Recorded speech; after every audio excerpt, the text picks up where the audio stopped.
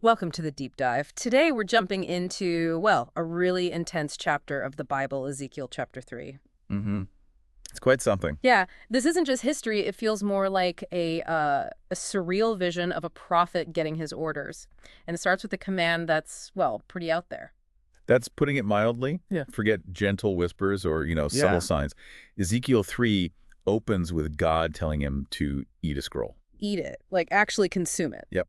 God hands him this scroll, apparently written on both sides, tells him, open your mouth and eat this. Okay, that's bizarre. What happens? Does he just do it? Yes. He opens his mouth, God gives him the scroll, and he eats it.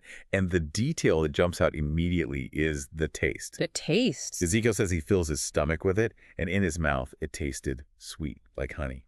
Sweet like honey. But isn't prophecy, especially in Ezekiel's time, often about judgment and difficult truths? Seems odd. It does seem odd at first glance, yeah. But there's this layered meaning.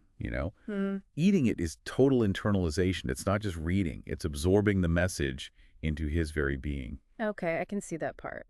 But the sweetness. Well, the thought is that the sweetness represents the inherent goodness, the pure value of God's word itself.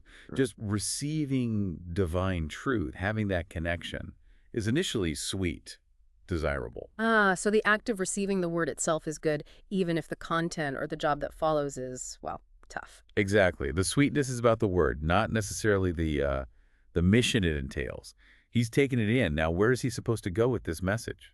He's sent specifically to the house of Israel, right? His own people. Yes, and God makes a really specific point about who he's not sending Ezekiel to. Right, I remember that. He says something like, I'm not sending you to people who speak a weird language you can't understand. Precisely. He's not going to foreigners with obscure speech or a difficult language. Yeah. He's going to people who should, theoretically, understand him perfectly. Why emphasize that? What's the point God's making there? It really throws the focus onto why they won't listen. It's not because they can't understand. God even draws this stark comparison. Oh, yeah. He says, basically, if he had sent Ezekiel to those foreigners, the ones with the difficult languages, they would have actually listened. Wow. Okay, so the problem isn't comprehension, It's sheer unwillingness. That's God's blunt assessment of the house of Israel. They are just unwilling to listen to God. Full stop. not because they don't get it, but because they refuse to. He calls them hardened and obstinate, doesn't he? He does. It paints a picture of an incredibly tough crowd. So how does God equip Ezekiel for this? I mean, facing that kind of resistance, does he get, like, debate techniques or something? Not really, no. It's less about persuasion and more about endurance. God essentially says he'll make Ezekiel just as stubborn as they are. Stubborn. How does that work? He uses this really strong imagery. He says, I will make your forehead like the hardest stone, harder than flint. Like making him spiritually tough. Unbreakable. Kind of, yeah. It's like divine armor against rejection. He's being hardened against their inevitable pushback, not necessarily given tools to win them over. It's about resilience.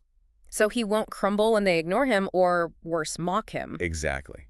And God tells them straight up, don't be afraid of them. Don't be terrified by them, even though they're a rebellious house. He's being fortified emotionally and spiritually. Okay, so message eaten, messenger hardened, audience diagnosed as stubborn. What's the specific job then?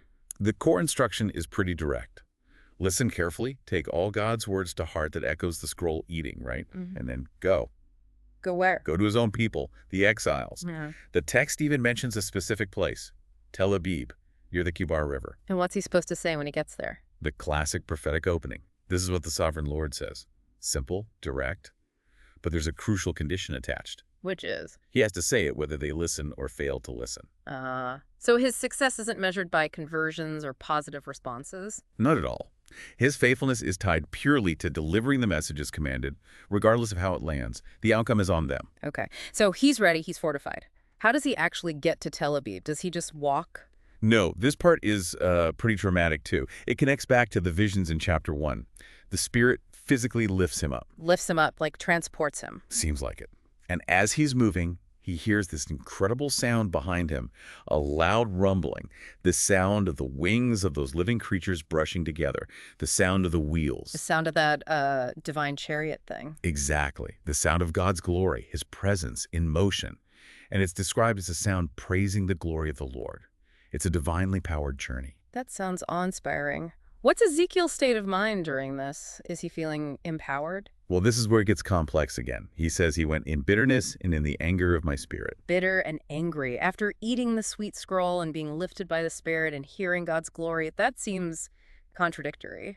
It really does, doesn't it? But he immediately adds, but the strong hand of the Lord was upon me. So maybe the bitterness and anger aren't about God, but about the task, about the state of the people he's being sent to. That seems plausible, yeah. It shows you that being a prophet, even one directly empowered by God, doesn't erase human emotion. The sheer difficulty, maybe the perceived futility of speaking to this rebellious house, it weighs on him. It makes him angry, bitter. But God's power is still driving him. Right.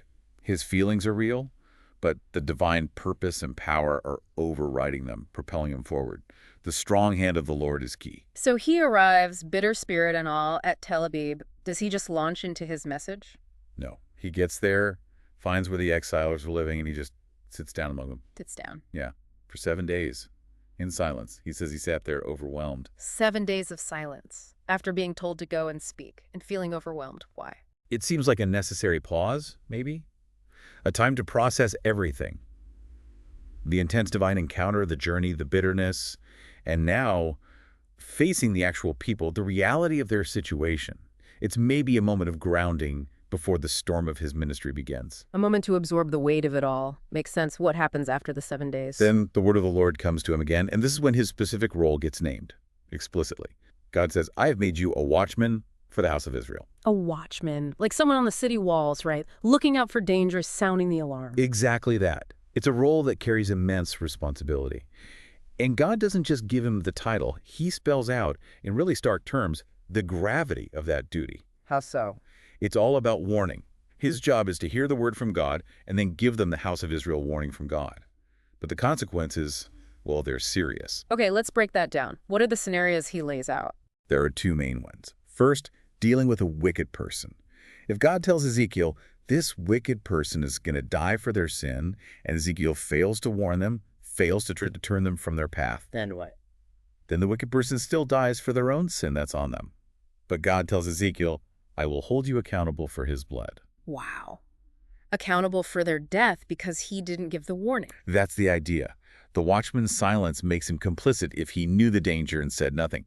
However, Yes. if Ezekiel does warn the wicked person, and they still refuse to turn, then they die for their sin, their choice.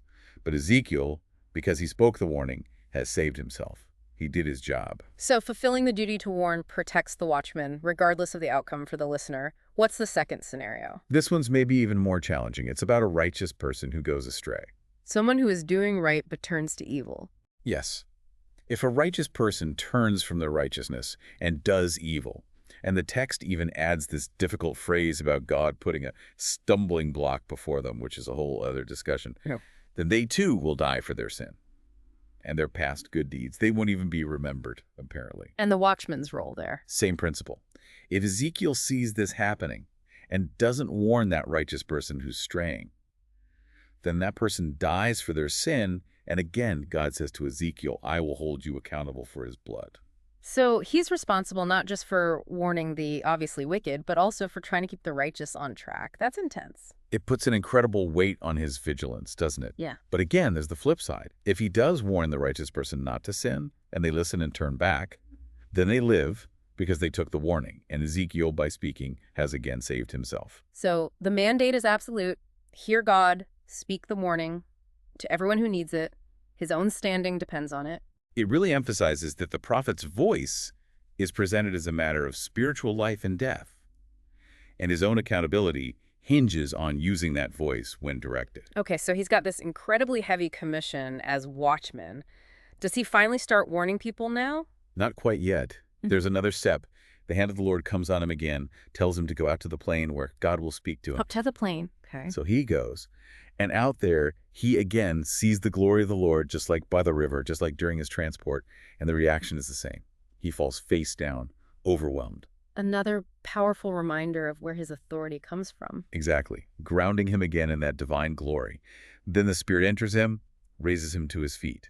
But what comes next is, well, it's a curveball. Oh, what now? Right after this profound experience, God tells him, go, shut yourself inside your house. Shut himself inside. Wait, wasn't he just made a public watchman?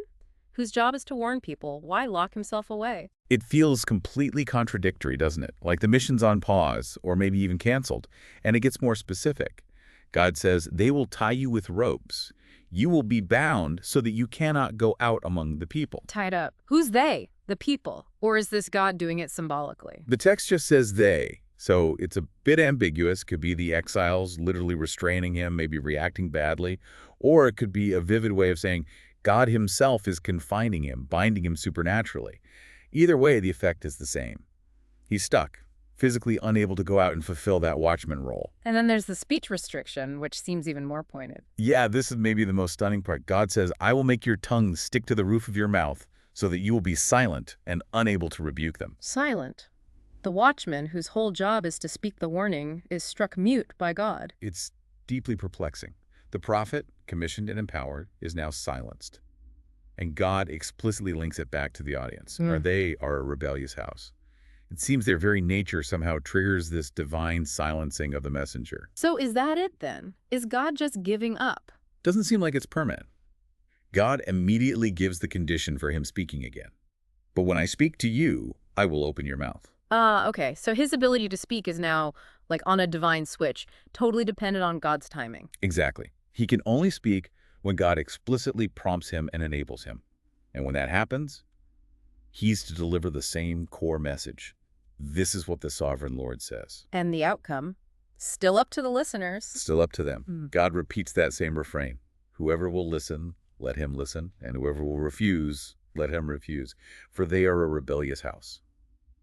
The choice remains theirs, but the timing and opportunity to hear the message through Ezekiel is now under strict divine control. What an incredible arc in just one chapter. You see Ezekiel go from eating the word, tasting its sweetness, To be made hard like flint for this resistant audience, feeling the bitterness of the task even while empowered. sitting overwhelmed, then accepting this life or death watchman duty.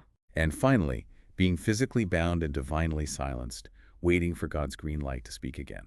It's such a powerful exploration of what it means to carry a message, isn't it? This deep dive really shows the intensity of receiving it, internalizing it like food. And the challenge of delivering it to people who just won't listen. Not because they can't, but because they won't. And the sheer weight of responsibility on the messenger. And then that twist, the divine silencing, what does that add to the picture? It introduces this element of divine timing, maybe divine judgment in the silence itself. It complicates the whole idea of just having a message and shouting it out. So thinking about Ezekiel's whole journey here, eating the sweet scroll, being made flint hard, feeling bitter, taking on the watchman's burden, then being shut up and silenced until God speaks. What does all that tell us maybe about the relationship between having a message, having the actual power or permission to voice it, and how much an audience's attitude shapes that whole dynamic? That's the question, isn't it? It suggests a really complex interplay between the messenger, the message, the audience, and God's own sovereign control over it all. Definitely leaves you with a lot to chew on